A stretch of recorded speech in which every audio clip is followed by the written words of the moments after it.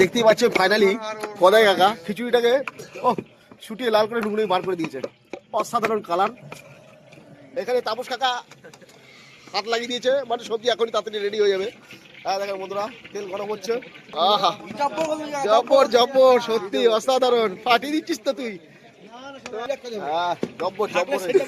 এখন কাকা বানাচ্ছে সবজি। হ্যাঁ দেখেন ডালের বড়ি দিয়ে সবজি বানানো হচ্ছে, স্পেশাল সবজি। আহা, আর এখানে মায়ের পুজো হচ্ছে। দেখেন বন্ধুরা, এদিকে মায়ের পুজো হচ্ছে। হ্যাঁ দেখেন, ও কতগুলো, দেখেন কতগুলো হেল্পার। আমাদের শেফ বাবু কোথায় গেল?